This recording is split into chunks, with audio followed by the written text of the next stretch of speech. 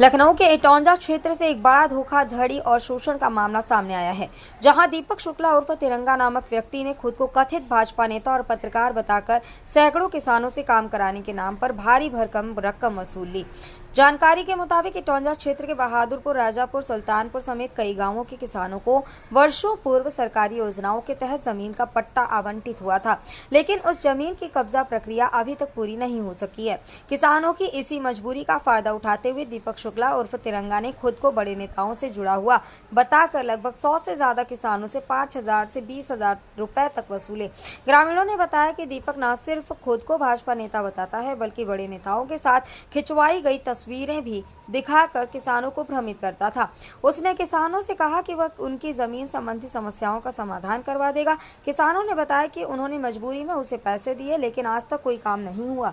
विशेष तौर पर दलित और पिछड़े वर्ग के किसान जो पहले से ही आर्थिक तंगी झेल रहे हैं, उन्हें सबसे ज्यादा इस जाल में फंसाया गया। कई किसानों ने जब अपना पैसा वापस मांगा तो दीपक ने अपनी ऊंची राजनीतिक पहुंच का हवाला देकर उन्हें डराने की कोशिश की। किसानों ने दीपक के खिलाफ एफिडेविट तैयार करवाकर जनसुनवाई पोर्टल पर भी शिकायतें दर्ज की, लेकिन अब तक प्रशासन की ओर से कोई ठोस कार्रवाई नहीं की गई है। शिकायतें लगातार पेंडिंग में डाल दी जा रही हैं, जिससे किसानों में गहरा आक्रोश है। एक किसान ने नाम न छापने की शर्त पर बताया, हमने अपने बच्चों की पढ़ाई के पैसे न देकर उससे उम्मीद की थी कि हमें हमारी जमीन मिल जाएगी, लेकिन आज वह हमारी बात तक नहीं सुनता।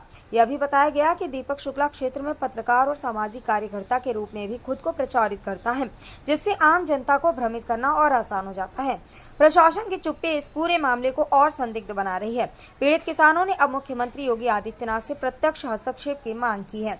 यदि जल्द ही इस पर कोई सख्त और निष्पक्ष जांच नहीं की गई तो यह मामला न सिर्फ किसानों की आस्था को ठेस पहुंचाएगा, बल्कि भाजपा और प्रशासन की छवि को भी नुकसान पहुंचा सकता है। किसानों का स्पष्ट आरोप है कि दीपक शुक्ला उर्फ तिरंगा ने भाजपा का नाम लेकर ठगी की है।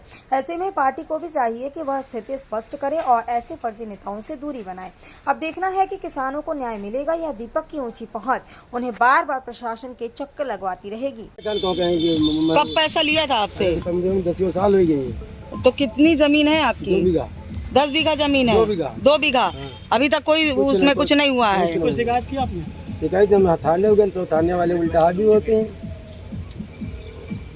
चलिए ठीक है। पर आदेश आ जाता तो उनके। आपके साथ क्या हुआ है? कोई धनुगाही वगैरह हुई क्या? जी, मेरे पिताजी के नाम पट्टा बनाया गया था। उसके बाद में वो मेरे को मिला नहीं। फिर मेरे बीच में वो लोग काम करने के लिए तैयार हुए कि इतने इतने हजार रुपया दीजिए। कौन लोग थे वो? अरे वो तिरंगा लोग थे। तिरंगा कौन है? अरे वो यहीं के हैं, भाजपा का नेता बताए जाते हैं। हाँ ऐसा ही कुछ होता है। और सांसद, विधायक, मंत्रियों के साथ फोटो भी है शायद उनकी। हाँ ऐसा ही है। उन्हीं को दिखा करके धौंस बनाई थी। वो उन्हीं को देख करके आप लोगों ने भरोसा किया कि हमारा काम कर देंगे, काम हो जाएगा। काम हो जाएगा। हाँ अभी तक कुछ भी नहीं, कुछ भी नहीं हुआ। कितना पैसा लिया था? 5,000। लगभग कितने लोगों से लिया होगा? अरे कम से कम होंगे 60-100 लोग। 100 लोग। मतलब अच्छी खासी धनुगाही कर ली।